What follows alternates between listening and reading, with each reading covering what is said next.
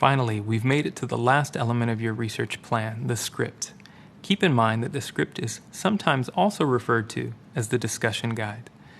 Interviewing users isn't just chatting with people. It's about getting to the core of what a user is trying to do, how they think and feel, and what their problems are. Your interview questions should be well thought out, consistent between the participants, and purposeful to get the data you need for useful insights. Even though it might feel a little robotic to read from a script during a usability study, there are a couple good reasons to do it.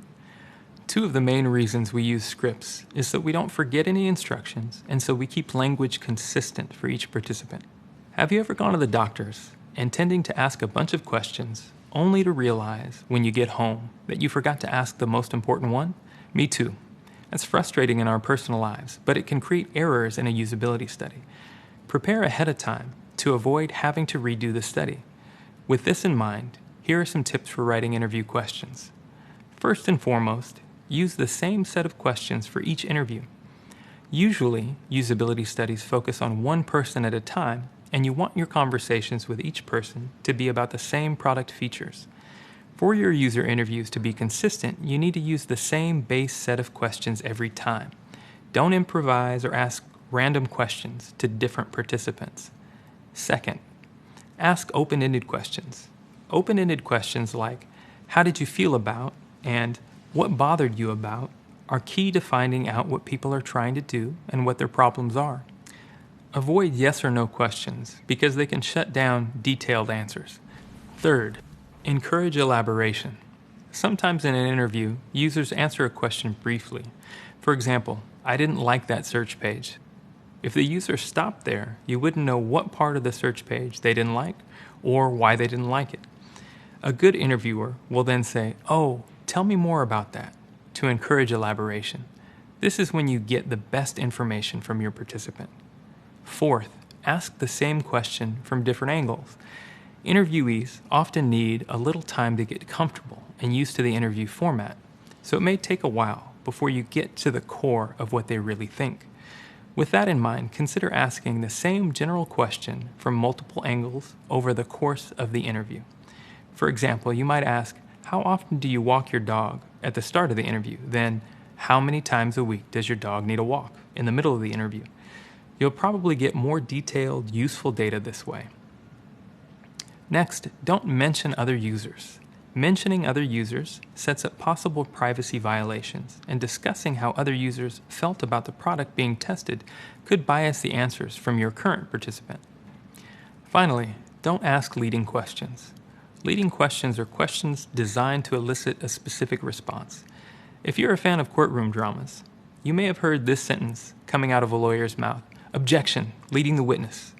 You may not actively be trying to trick a study participant into giving a certain answer, but if you provide a possible response like, "Was it easy to find the checkout cart?" you're leading the person answering the question toward an answer. That will provide bad data. So how do you actually write a script for a usability study in the real world? There are a few different parts of a script, which we'll go through in order. To get started, welcome participants to the study and thank them for their time. All usability studies should be recorded so that your team can rewatch them later. You need to let the participant know that you will record the study, and you need to ask the participant for consent to record. Then, learn the participant's basic information like name, age, and occupation. It's most common to do this by asking simple questions like, "What is your name?" In addition, it's important to remind participants before the study begins that they are not being tested. The goal is to provide honest feedback about the prototype or product they are testing. There are no right or wrong answers. And before you jump into the study itself, give participants the opportunity to ask questions. Now that you have the introduction out of the way, you're ready to provide usability tasks. These are the assignments given to participants that allow you to observe what they do.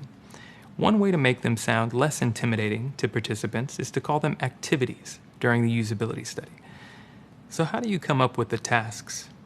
Usability tasks should be based on the research goals written in your research plan. Tasks should also be specific. Make participants take action and avoid providing any clues on how to complete the task. Let's try to write a task together for the study we're conducting on the dog walking app. Our research goal was to determine if the app we designed is easy or difficult to use. Based on this goal, one task we could ask participants to do is book a dog walker on Friday at 2 p.m. Lastly, after the participant completes the usability tasks, you're ready to wrap things up. Ask any clarifying questions you might have, end the video recording, and then thank them for participating. That's it. You now know the 7 elements of a UX research plan: the project background, research goals, research questions, key performance indicators, methodology, participants, and script. You're ready to create your own plan, and you've completed the first of the 4 steps in a UX research study: plan the study. Congratulations. Next, we'll discuss respecting privacy and user data when conducting research.